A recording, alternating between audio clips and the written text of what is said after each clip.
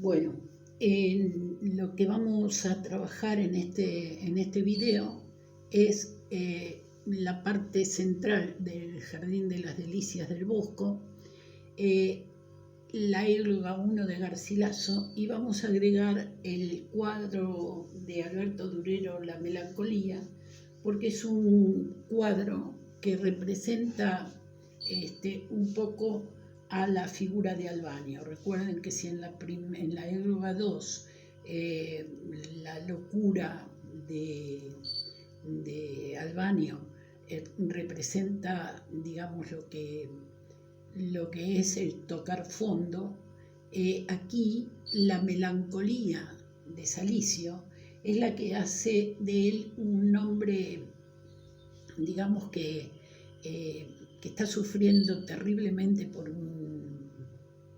una traición de su amada, pero que, a diferencia de Albano, está como en una fase de sublimación, una fase de mortificación, pero es esa mortificación que en la alquimia implica él aceptar finalmente para sanar, ¿no? Y para ascender. Es decir, cuando yo estoy en el estado, en el último estado, para poder subir, tengo que ir tratando de encontrar cosas como para poder mejorar. En el caso de Salicio sí, el llanto aparece como esa forma de descargar sin necesidad de llegar al estado terrible de locura en el que se encontraba Albano.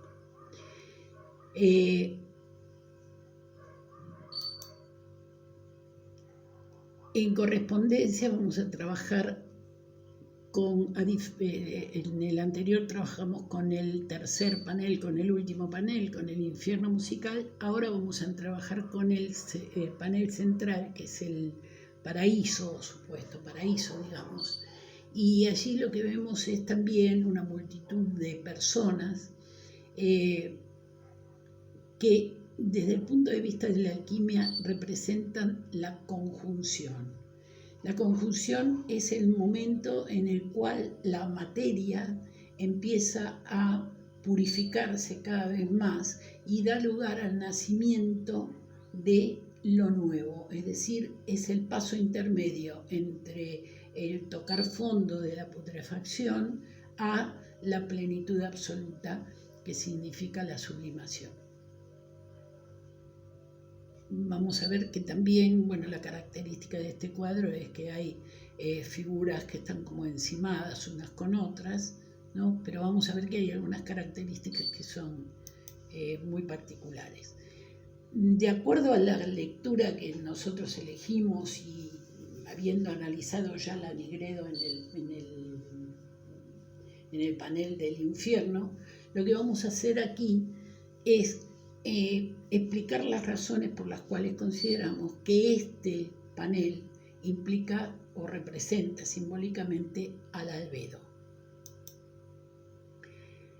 En primer lugar, según la alquimia, después de la mortificación del tocar fondo, digamos, de la putrefacción, lo llaman ellos, es decir, ese tocar fondo, ese no tener nada que nos dé posibilidades de salir de allí, una vez mortificado en ese tocar fondo, se pasa a una segunda etapa, que es la etapa del albedo. Es decir, allí en el albedo lo que se produce es la conjunción, que es como una especie de limpieza y nuevo nacimiento, una especie de renacer, una especie de blanqueamiento de todo aquello que era terrible y que nos tenía en un estado fatal. Lo que en la alquimia se representa por medio de la conjunción de una pareja. Veamos aquí que en lugares, yo voy a tratar de marcar con el con el mouse. Aquí prestenle atención a esta figura, prestenle atención a esta figura, sobre todo a estas dos. ¿Por qué? Porque cuando pasamos al siguiente panel, al siguiente cuadro, lo que tenemos son las representaciones simbólicas que tiene el corpus hermético para explicar toda esta etapa de la conjunción. Y fíjense ustedes qué similares son estas imágenes, ¿sí? Sobre todo esta imagen. Volvemos hacia atrás y vemos a la pareja en conjunción. Es decir, no están en conjunción en cualquier parte, sino también las similitudes que hay con el lugar donde se muestra desde el punto de vista de la alquimia y el lugar en el que aparece aquí. Por eso hablamos de una suerte de influencia, ¿no?, que nos permite justificar nuestra lectura. En esta etapa, digamos, es donde se empiezan a purificar los metales. En el caso de la alquimia mística, es el momento en el cual el alma empieza a purificarse de todo aquello que ya se convierte en un peso terrible. No está en el estado terrible en el que se encontraba Salicio, no está en el estado increíble en que se encontraba Albáneo, pero está sufriendo. Y la mortificación, es decir, la necesidad de dejar salir toda esa sensación de tristeza, de dolor, que hace al hombre melancólico, digamos, es lo que en el caso de él lo va purificando. Salicio representa perfectamente la purificación que implica la albedo. Aquí tenemos una imagen que si vuelven atrás el video van a encontrar unas imágenes similares, o en cualquier texto, en cualquier figura que tenga que ver con los procesos de alquimia del corpus hermético, van a encontrar estas imágenes similares. Vean, hay aquí entre todos un hombre negro, es decir, el hecho de que haya el contraste entre el negro y el blanco es que la nigredo se representa específicamente por el hombre negro, por el color negro, mientras que el blanco empieza a ser el camino a la purificación. No es todavía la quinta esencia, digamos, el lugar más alto, digamos, de esta purificación, cuando estoy hablando desde el punto de vista de la alquimia mística. El llegar a la perfección implica haber pasado por estos pasos, por estos caminos. Y aquí el hombre negro lo que representa es que más allá de que todavía no es la perfección absoluta, cada vez se va purificando más, predomina el blanco. Bien, acá vemos lo que se conoce como la fuente de la juventud eterna. Y aquí yo destaco estas cosas porque es un cuadro altamente simbólico. Yo les aconsejaría tener un diccionario de símbolos al lado para que puedan, a cada cosa que les parezca fuerte o importante, poder ir al diccionario de símbolos, porque muchas veces analizando los textos a partir de los símbolos encontramos que hay significaciones que uno dice, pero el autor cuando lo escribió, cuando lo pintó, o lo que sea, sabía lo que estaba haciendo, y realmente a veces asombra, ¿no? El círculo, dice Mircea Eliade, Eduardo Cirlot, dice que el círculo en el sentido más general, es emblema solar. Todo lo solar tiene que ver con la purificación. La luna representa lo oscuro, representa la noche, representa ese lado oscuro de la personalidad. El sol, esto es tradición pura.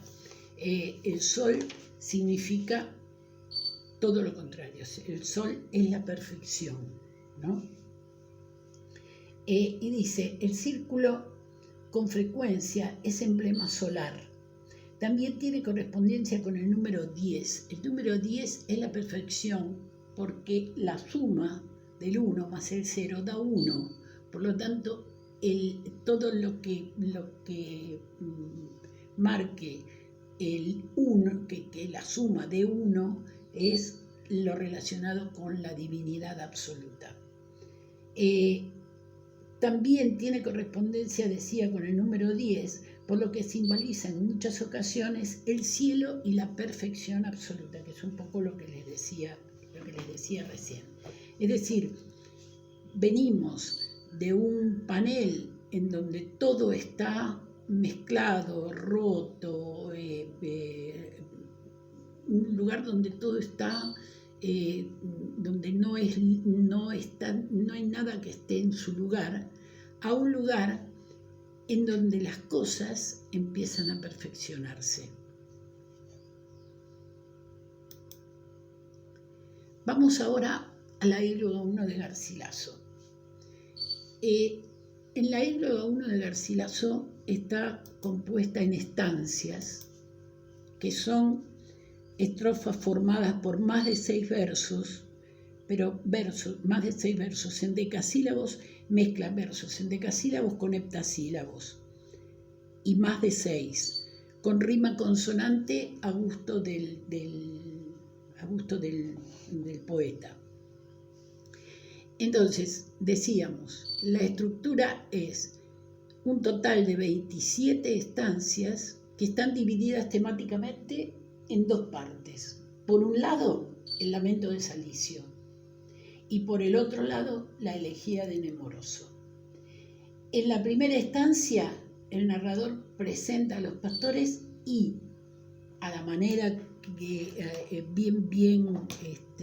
bien renacentista, con los modelos italianos en el frente, a la manera de Virgilio, lo que hace es dedicar el poema al virrey de Nápoles.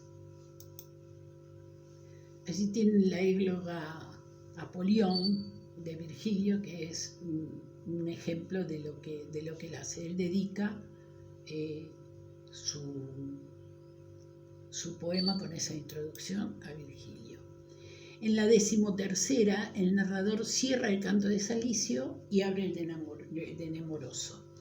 Y en la última estancia se cierra con la historia de los pastores. Vamos a ver la significación que tiene la melancolía en el siglo XVI. La melancolía en el siglo XVI implica la mortificación del amor como ascenso al amor contemplativo. Es decir, la locura de Albano radicaba en no poder convencerse de que ese amor que él sentía no iba a poder ser. Por lo tanto, al no poder consumarlo, entró en un estado de locura. En el caso de Salicio, a diferencia de lo que hace Albano, Salicio también sufre un trastorno amoroso, digamos, una traición amorosa. Su amada lo abandona y lo deja por otra persona. Y en lugar de tomar la misma actitud que Nemoroso, Salicio lo que hace es llorar todo lo necesario como para vivir ese abandono, digamos, o ese dolor que deja el amor de su amada, el abandono de su amada, y empezar un camino hacia un camino más tranquilo. Fíjense que cuando lo lean más tranquilos, bien las 12 globas, van a ver que en el caso de Salicio, si bien da mucha pena, se queja, está profundamente dolorido, su temperamento melancólico le permite llorar todo lo que había que llorar y sanar desde ese lugar. No se vuelve loco como Salicio, como Albanio. Salicio se purifica, y se purifica con las lágrimas. Las lágrimas son agua, por lo tanto está toda la significación de la purificación. También está el mito de Orfeo implícito en la égloga 1. Acá lo que les muestro es, así como decía que en el Renacimiento empieza la alquimia puede ser como el punto inicial de lo que va a ser después la química.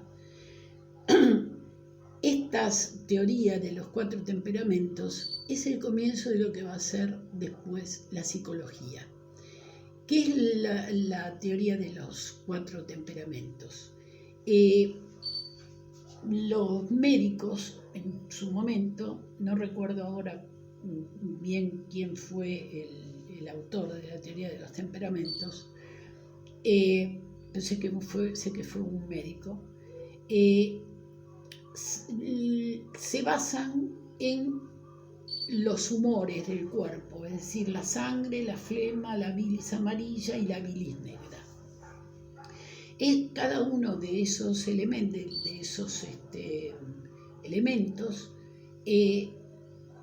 maneja uno de los 4 temperamentos en los que se divide, digamos, la psicología de las personas. Entonces, los estados de ánimo de los hombres eran de acuerdo al predominio de alguno de estos humores, y el melancólico debía su carácter al exceso de bilis negra. Era catalogado en la antigüedad, ya que, como siempre, Saturno pobre pagaba todo y se lo asociaba al dominio, digamos, de Saturno, que era un planeta maléfico.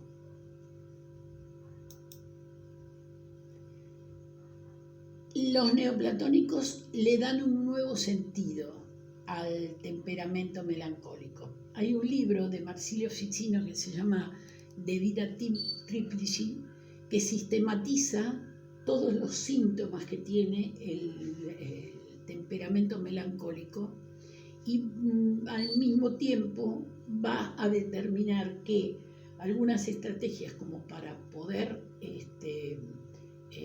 frenar o contrarrestar el temperamento melancólico están relacionadas con la música, con una vida ordenada, con algunas dietas y talismanes astrológicos. Hay un momento en una de las estancias en donde se hace referencia a que Salicio, con un montoncito de cabello de su amada, hace como una especie de talismán. Entonces, lo que era predominante era llorar todo lo que había que llorar, pero llegar al punto de poder salir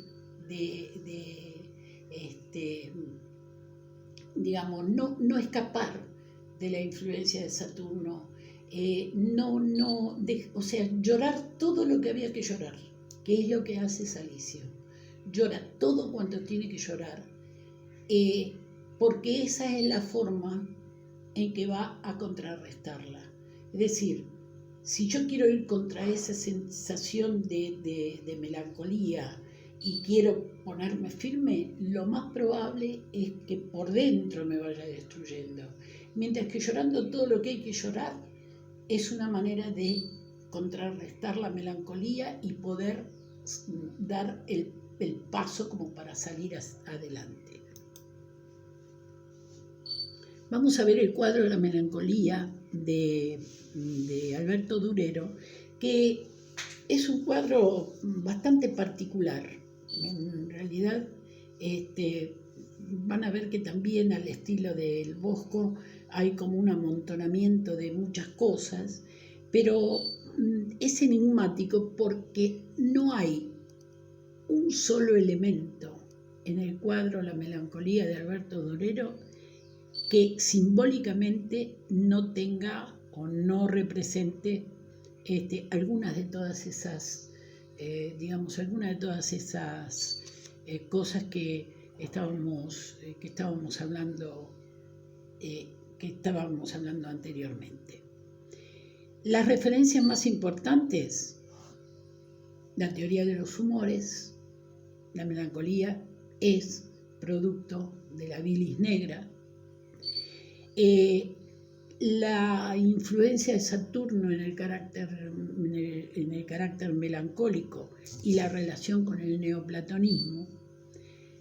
La relación entre la geometría y la melancolía realmente es apasionante, y cada uno de estos textos tendríamos que tener 10 clases para cada uno, más o menos, porque es muy apasionante cuando uno puede profundizar todas estas cosas.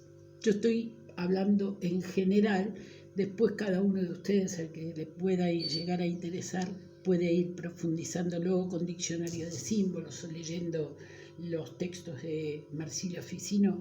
Realmente el Renacimiento es una época maravillosa, es una época de mucho furor, digamos, intelectual. Es muy interesante. No hay nada que esté puesto en un cuadro, en un poema o en cualquier otra cosa que no tenga una fuerza y que represente a ese renacer del hombre después de una edad media que realmente fue aplastante.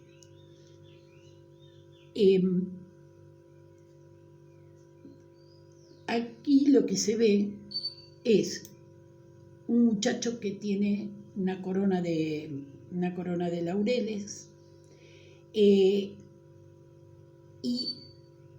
curiosamente el poder creativo está relacionado con la melancolía. Supuestamente parecería que el poeta, el pintor, el artista es un ser melancólico. En la Égloga 1, la melancolía es el lamento, es la dejadez. Lo que hace Salicio es llorar, llorar, llorar y llorar. Y eso es una manera de mortificación. Quiero mencionarles algunas simbologías de este cuadro. Fíjense lo enigmático de esto. Cada uno de esos elementos que aparecen allí son terriblemente simbólicos. Vuelvo a repetirles, para poder entender mejor este cuadro no puedo dar una explicación puntual de cada uno de los elementos, pero ahí aparecen la campana, aparece la tabla mágica. Esa tabla es una tabla que cuando uno multiplica siempre da los mismos resultados. Aparece una balanza, con todo lo que implica la balanza. La balanza implica el equilibrio, fundamentalmente el equilibrio. Si la balanza se desequilibra, lo que tenemos es que hay algo que nos lleva para abajo como le pasa al pobre Albano, o nos deja demasiado arriba sin tener noción de que somos seres humanos y que somos todos iguales. Entonces, la balanza es lo que nos equilibra o nos desequilibra. El reloj de arena. El reloj de arena es inevitablemente el tiempo, ¿no? El tiempo que va pasando como esos granitos de arena, casi sin darnos cuenta, pero es la vida que va pasando, es la representación puntual de lo que es el paso de los segundos, ¿no? Allí hay como una especie de arco iris y un lobo, una especie de lobo, que marca, que contiene la palabra melancolía. Bueno, ahí tienen imágenes. Allí tenemos el cuadro completo y ahí voy a decirles algunas de las simbologías. El ángel es símbolo de lo invisible. Es decir, cuando me enfrento a un texto artístico desde el punto de vista del símbolo, lo que yo estoy viendo ya no es exactamente la figura en sí, sino lo que esta figura representa. Es decir, el ángel representa lo invisible, lo que no se ve, aquellas cosas que se sienten, esa sensación que tiene el melancólico de algo que lo hace sentirse triste, y a veces no necesariamente tiene que tener o sabe cuál es el origen de esa sensación.